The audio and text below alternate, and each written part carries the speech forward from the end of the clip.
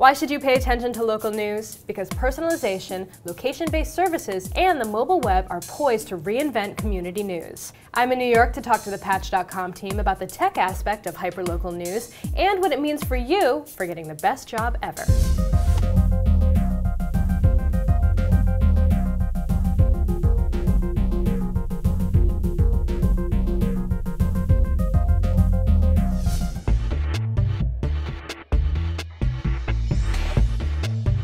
Hey, thanks for having us here at your offices. Thanks for coming, it's a pleasure. What exactly is Patch? Patch is a platform for news and information for small communities. Some people call us an online newspaper. We're really much more than that. We're trying to digitize small communities, have their communities represented online, and give them the kind of sophisticated online tools that people who live in big cities take for granted. What I really love about Patch is that the product managers, designers, developers all sit in the same room. We're always talking. It's a really dynamic relationship. Developers are very much part of defining the solutions that we build. With all the talk of newspapers are dying, people like to equate that with journalism. Totally not true. We will always need professionals covering news. I think the trick is finding out how to do that and incorporate the incredible benefits of having that crowdsourced ability to cover things you couldn't possibly get to just purely with professionals. So Patch is definitely professional news with a community of active, contributing citizen journalists who can round out that coverage.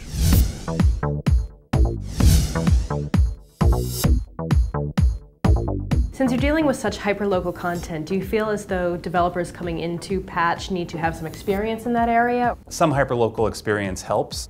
Generally, I would be looking for people that are really focused on solving problems for users, and if you have a developer that sympathizes with what the users are trying to do, they are going to be a much more engaged part of defining what the solution is. So for example, if we are trying to build a mobile app that has commuter information or weather or what's the best restaurant that's going to be opening up down the street, if one of our developers lives in a neighborhood where they have those needs, it helps them really think through that.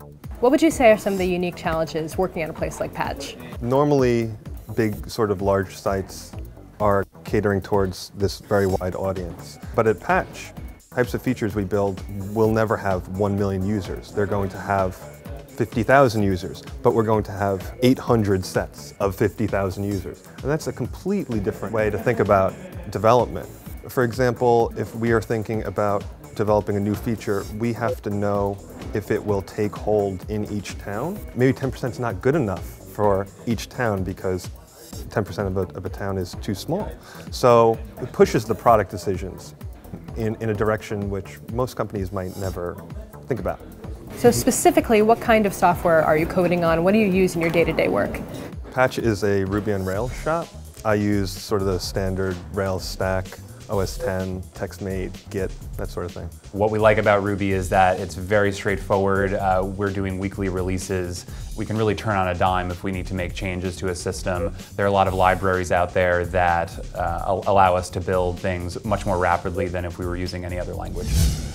I think we're seeing right now in the industry, places like Google, places like Facebook, places like Groupon, and Patch included, are really trying to solve the same problem, which is how do we deliver the most relevant information to our users. And now that mobile phones are such an important part of people's lives, I would say that local has become a critical part of really any web solution. So it's really something that developers should be thinking about, how to make applications more relevant at a local level.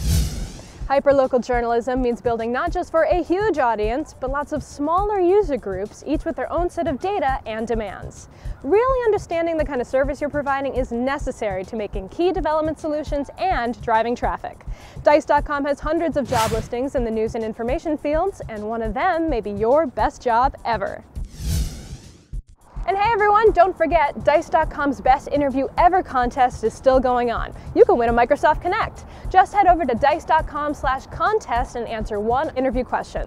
And tech pros, don't forget, share those answers because the most popular answer each week wins.